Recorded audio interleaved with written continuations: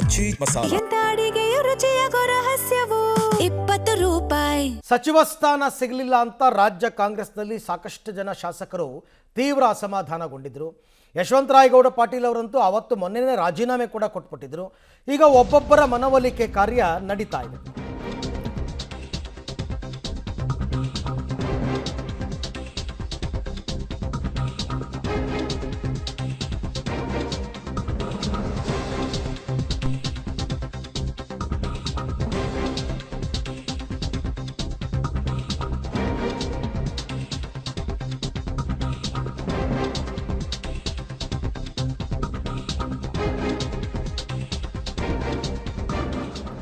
ಅಸಮಾಧಾನಿತರ ಮನವೊಲಿಕೆಯಲ್ಲಿ Congress high command ಈಗ ನಿಧಾನಕ್ಕೆ success ಕಾಣ್ತಾ ಇದೆ.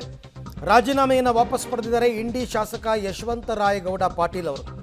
ಶಾಸಕ ಸ್ಥಾನಕ್ಕೆ ಅವರು ಮೊನ್ನೆನೇ ರಾಜೀನಾಮೆ ಕೊಟ್ಟಿದ್ದರು. ಅಂದರೆ ಕ್ಯಾಬಿನೆಟ್ ಎಕ್ಸ್ಪ್ಯಾನ್ಷನ್ ಆದ ದಿನ ಸೋಮವಾರ ರಾಜೀನಾಮೆಯನ್ನು ಕೊಟ್ಟಿದ್ದರು. CM DK ಮನವೊಲಿಕೆ ಬೆನ್ನಲ್ಲೇ ರಾಜೀನಾಮೆ ವಾಪಸ್ ತಗೊಂಡಿದ್ದಾರೆ. ಸಚಿವ ಸ್ಥಾನ ಸಿಗದೇ ಇದ್ದದಕ್ಕೆ ಅವರು ನೊಂದು ರಾಜೀನಾಮೆಯನ್ನು ಕೊಟ್ಟಿದ್ದರು. ಕೊನೆಗೆ CM ಮತ್ತು KPCC ಅಧ್ಯಕ್ಷರು ಮನವೊಲಿಕೆಯನ್ನು ಮಾಡಿದ್ದಾರೆ. ಹಾಗಾಗಿ ಆ ಮನವೊಲಿಕೆ ಕೊನೆಗೂ ಸಕ್ಸಸ್ ಆಗಿ ರಾಜೀನಾಮೆಯನ್ನು ವಾಪಸ್ ಪಡೆದಿದ್ದಾರೆ. ಮೊನ್ನೆ ರುದ್ರಪ್ಪ ಲಮಾಣಿ ಅವ್ರನ್ನ ಭೇಟಿಯಾಗಿ ರಾಜೀನಾಮೆ ಕೊಟ್ಟಿದ್ದರು. ಅಂದರೆ ಏನು, ಕ್ಯಾಬಿನೆಟ್ ಎಕ್ಸ್ಪ್ಯಾನ್ಷನ್ಗೂ ಮುನ್ನವೇ ಕೊಟ್ಬಿಟ್ಟಿದ್ರು. ಕ್ಯಾಬಿನೆಟ್ ಎಕ್ಸ್ಪ್ಯಾನ್ಷನ್ ಇದ್ದಿದ್ದು 5 ಗಂಟೆಗೆ, ಇವರು 3 ಗಂಟೆಗೆ ಕೊಟ್ಟಿದ್ದರು. ಈ ಬಗ್ಗೆ ಮತ್ತಷ್ಟು ಮಾಹಿತಿ ನನ್ನ ಕೊಲೀಗ್ ಪುರುಷೋತ್ತಮ್ ಅವರಿಂದ ಪಡ್ಕೊಳ್ಳೋಣ. ಪುರುಷೋತ್ತಮ್, ಈಗ ಮನವೊಲಿಕೆ ಸಕ್ಸಸ್ ಆಗಿದೆ, ಬಟ್ ಮನವೊಲಿಕೆ ಹೇಗಾಯಿತು? ಏನಾದರೂ ಭರವಸೆಗಳು ಸಿಕ್ಕಿದೆಯಾ ಇವರಿಗೆ, ಹೇಗೆ ಅಂತ? ಖಂಡಿತ. ಏನಂತಂದರೆ ಏನು ರಾಜೀನಾಮೆ ನೀಡಿದ್ರು ಯಶವಂತರಾಯಗೌಡ ಪಾಟೀಲ್, ಅದಾದ ನಂತರ ವಿಜಯಪುರ ಜಿಲ್ಲೆ ಸೇರಿದಂತೆ ರಾಜ್ಯಾಂತರ ಎಲ್ಲೂ ಕೂಡ ತಲ್ಲಣಗೊಂಡಿದ್ರು. ಯಾಕಂತಂದರೆ ಈ ರೀತಿ ರಾಜೀನಾಮೆಗೆ ಅಷ್ಟು ಕೊಡುವಷ್ಟು ಮುಂದೆ ಹೋಗಿದ್ರು. ಆದರೆ ಇದೀಗ ಏನು ಹಿರಿಯ ಶಾಸಕರು ಸಚಿವರು ಸೇರಿದಂತೆ ಏನು ರಾಜ್ಯಾಧ್ಯಕ್ಷರು ಸೇರಿದಂತೆ ಏನು CM ಕೂಡ ಏನೋ ಒಂದು ಮನವೊಲಿಕೆ ಮಾಡಿದರೆ ಯಶಸ್ವಿ ಆಗಿದೆ ಅಂತಲೇ ಹೇಳ್ಬೋದು. ಈ ನಿಟ್ಟಿನಲ್ಲಿ ಅಂದರೆ ಯಶಸ್ವಿ ಆಗಲಿಕ್ಕೆ ಕಾರಣ ಏನು ಭೇಟಿ ಆಗಿದ್ದಾರೆ, ಅವರೆಲ್ಲ ಏನು ಮುಂದೆ ಆಶ್ವಾಸನೆ ಕೊಟ್ಟಿದ್ದಾರೆ ಮತ್ತು ಏನೆಲ್ಲ ಭರವಸೆಗಳನ್ನ ಕೊಟ್ಟಿದ್ದಾರೆ, ಅವ್ರಿಗೆ ಯಾವ ರೀತಿ ಮುಂದೆ ಚಾನ್ಸಸ್ ಎಲ್ಲ ಕೊಡ್ತೀವಿ ಅನ್ನೋದ್ರ ಬಗ್ಗೆ ಏನು ಭರವಸೆ ನೀಡಿದ್ದಾರೆ ಅನ್ನೋದ್ರ ಬಗ್ಗೆ ಯಶವಂತರಾಯಗೌಡ ಶಾಸಕರಂತ ಯಶವಂತರಾಯಗೌಡ ಪಾಟೀಲ್ರೆ ಸ್ಪಷ್ಟನೆ ನೀಡಬೇಕಾಗತ್ತೆ. ಇವತ್ತು ಕೂಡ ಏನು ಅಂತಂದರೆ ರಾಜೀನಾಮೆ ನೀಡಿದ ನಂತರ ಇವತ್ತು ವಿಜಾಪುರ ಕೂಡ ಆಗಮನ ಆಗಿದ್ದರು. ವಿಜಾಪುರಕ್ಕೆ ಬಂದ ನಂತರ ಏನು ಅಂತಂದರೆ ನಾವು ಕೂಡ ಏನೋ ಪಬ್ಲಿಕ್ ಟಿವಿ ಅವ್ರ ಬಗ್ಗೆ ಮಾತಾಡಿಸ್ಲಿಕ್ಕೆ ಮುಂದಾಗಿದ್ವಿ. ಆದರೆ ಯಾವುದೇ ರೀತಿಯ ಸ್ಪಷ್ಟನೆ ಇವತ್ತು ನಾನು ಕೊಡಲ್ಲ. ಏನಿದೆ ಅಂದರೆ ನಾಳೆ ಪ್ರಮುಖವಾಗಿ ನಾನು ಮಾಧ್ಯಮಗೋಷ್ಠಿ ನಡೆಸಿ ಎಲ್ಲವನ್ನೂ ವಿವರವಾಗಿ ನಿಮಗೆ ಎಕ್ಸ್ಪ್ಲೇನ್ ಮಾಡ್ತೇನೆ ಅನ್ನೋ ಒಂದು ನಿಟ್ಟಿನಲ್ಲಿ ಇವತ್ತು ಯಾವುದೇ ರೀತಿಯ ಮಾಹಿತಿಯನ್ನು ನೀಡಿಲ್ಲ. ಆದರೆ ಇದೀಗ ಏನು ಅಂತಂದರೆ ದಿಢೀರ್ನೆ ಏನು ಸುದ್ದಿ ಬಂದಿದೆ, ಈ ರೀತಿ ಒಂದು ತಮ್ಮ ರಾಜೀನಾಮೆ ಪತ್ರ ಏನಿತ್ತು ಅದನ್ನು ಕಾರ್ಯದರ್ಶಿಗಳಿಗೆ ಕೂಡ ಅವರು ಕಳಿಸಿದ್ದಾರೆ.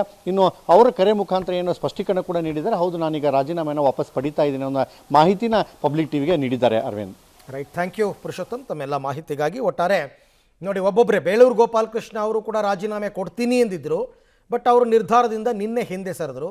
ಯಶವಂತರಾಯಗೌಡ ಪಾಟೀಲ್ ಅವರು ರಾಜೀನಾಮೆ ಕೊಟ್ಟಿದ್ದರು, ಈಗ ವಾಪಸ್ ಪಡ್ಕೊಂಡಿದ್ದಾರೆ. ಒಬ್ಬೊಬ್ಬರೇ ಹೀಗೆ ಅಸಮಾಧಾನ ಶಮನ ಅಂತ ಹೇಳೋಕ್ಕಾಗಲ್ಲ. ಒಂದು ಪಾರ್ಟಿ ಅಧಿಕಾರದಲ್ಲಿದೆ, ರಾಜೀನಾಮೆ ಕೊಟ್ಬಿಟ್ಟು ನಾಳೆ ಏನು ಮಾಡ್ತಾರೆ ಇವರು?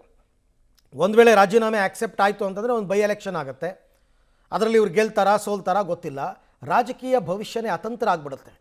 ಹಾಗಾಗಿ ಹೆಂಗಿದ್ರೂ ನಮ್ಮ ಪಕ್ಷನೇ ಅಧಿಕಾರದಲ್ಲಿದೆ, ಹೆಂಗೋ ಕ್ಷೇತ್ರಕ್ಕೊಂದಷ್ಟು ಅನುದಾನ ತರೋದು, ಅಭಿವೃದ್ಧಿ ಕೆಲಸ ಮಾಡ್ಕೊಂಡು ಹೋಗೋದು, ಹೀಗಾದರೂ ಮಾಡಿಕೊಂಡು ಶಾಸಕ ಸ್ಥಾನ ಉಳಿಸ್ಕೊಳ್ಳೋಣ ಅಂತಕ್ಕಂಥದ್ದು ಬಂದಿರುತ್ತೆ. ಆಮೇಲೆ ಅನುದಾನ ಕೊಡೋ ವಿಚಾರದಲ್ಲೂ ಭರವಸೆ ಸಿಕ್ಕಿರ್ಬೋದು ಅವ್ರಿಗೆ, ಅಥವಾ ಯಾವುದಾದ್ರೂ ನಿಗಮ ಮಂಡಳಿಗಳಲ್ಲಿ ನಿಮಗೆ ಒಳ್ಳೆ ಕ್ಯಾಬಿನೆಟ್ ದರ್ಜೆ ಕೊಡ್ತೀವಿ ಅಂತ ಹೇಳಿರ್ಬೋದು. ಸಾಮಾನ್ಯ ಇದೇ ಆಗೋದು ಯಾವಾಗಲೂ. ಹಾಗಾಗಿ ಈಗ ಅವರು ಕೂಡ ಒಪ್ಕೊಂಡು ರಾಜೀನಾಮೆಯನ್ನು ವಾಪಸ್ ಪಡೆದಿದ್ದಾರೆ. ಅಸಮಾಧಾನವನ್ನು ಶಮನಗೊಳಿಸುವ ನಿಟ್ಟಿನಲ್ಲಿ KPCC ಅಧ್ಯಕ್ಷರು, ಮುಖ್ಯಮಂತ್ರಿಗಳು ಪ್ರಯತ್ನವನ್ನು ಪಡ್ತಾ ಇದ್ದರು. ಹಾಗಾಗಿ ಈಗ ಇನ್ನು ಸದ್ಯಕ್ಕೆ, ಹಾಗಾದರೆ ಮೊನ್ನೆ ರಾಜೀನಾಮೆ ಕೊಟ್ಟ ದಿನ ಯಶವಂತರಾಯಗೌಡ ಪಾಟೀಲರು ಏನು ಮಾತಾಡಿದ್ರು ನೋಡೋಣ. ಈಗ ನಮ್ಮ ಜೊತೆಲಿ ಯಶವಂತರಾಯಗೌಡ ಪಾಟೀಲ್ ಅವರು ಇದ್ದಾರೆ. ರಾಜೀನಾಮೆಯನ್ನು ಕೊಡ್ತೀನಿ ಅಂತೇಳಿ ಈಗಾಗಲೇ ಪತ್ರನ ಮುಂದೆ ಇಟ್ಕೊಂಡಿರುವಂಥದ್ದು. ಈಗ ಅವ್ರು ನಮ್ಮ ಜೊತೆ ಮಾತಾಡ್ತಾರೆ.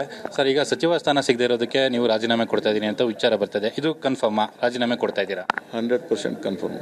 ನಾನು ಏನಾದರೂ ತೀರ್ಮಾನ ಮಾಡಿದೆ ಅಂದರೆ ಅದು ಕನ್ಫರ್ಮೇ ಇರ್ತದೆ. ಓಕೆ, ಏನು ವಿಚಾರಕ್ಕೋಸ್ಕರ ನೀವು ರಾಜೀನಾಮೆ ಕೊಡ್ತಾ ಇರೋದು? ಯಾಕಂದರೆ ಸಚಿವ ಸ್ಥಾನ ಕೊನೆಯ ಹಂತದ ತನಕ ಕೂಡ ಯಶವಂತರಾಯಗೌಡ ಪಾಟೀಲ್ ಅವ್ರಿಗೆ ಇತ್ತು, ಕೊನೆಯ ಹಂತದಲ್ಲಿ ಕೈ ತಪ್ಪಿತು ಅಂತ ವಿಚಾರ. ಈ ವಿಚಾರಕ್ಕೆ ನೀವು ರಾಜೀನಾಮೆಯನ್ನು ಕೊಡ್ತಾ ಇದ್ದೀರಾ? ಅಲ್ಲ, ಅವರು ಮಾತು ಕೊಟ್ಟಂಗೆ ನಡ್ಕೊಂಡಿಲ್ಲ, ಇದು ಮೊದಲನೇದು. ಆಮೇಲೆ ಪ್ರಾಮಾಣಿಕತೆ, ನಿಷ್ಠೆಗೆ ಬೆಲೆ ಇಲ್ಲ. ಮತ್ತು ಇಂಥ ವಾತಾವರಣದಾಗ ಇರಬೇಕು. ಯಾಕೆ ಅದಕ್ಕೆ ಈ ತೀರ್ಮಾನ ಬಂದಿನಿ ನಾನು. ಯಾಕೆ ನಿಮಗೆ ಜನ ಯಾರಿಗೆ ಅವಕಾಶ ಕೊಟ್ಟಿದ್ದಾರೆ? ಓಕೆ, ಇದು ಮೊನ್ನೆ ಮಾತನಾಡಿದ್ದು. ಅವ್ರು ಹೇಳಿದರು, ನನ್ನ ನಿರ್ಧಾರದಿಂದ ನಾನು ಯಾವತ್ತೂ ಹಿಂದೆ ಸರಿಯಲ್ಲ, ಒಂದು ಸರ್ತಿ ನಾನು ತೀರ್ಮಾನ ಮಾಡಿದ್ರೆ ಮುಗೀತು ಅಂತ ಹೇಳಿದ್ರು. ಹಾಗೆ ಹೇಳಿದ್ದರೂ ಕೂಡ ಇವತ್ತು ಅವರು ರಾಜೀನಾಮೆಯನ್ನು ವಾಪಸ್ ಪಡ್ಕೊಂಡಿದ್ದಾರೆ. ಯಾಕೆ ಅಂತಂದರೆ ಮುಖ್ಯಮಂತ್ರಿಗಳು, KPCC ಅಧ್ಯಕ್ಷರು ಎಲ್ಲ ಅವರ ಮನವೊಲಿಕೆ ಮಾಡಿದ್ದಾರೆ.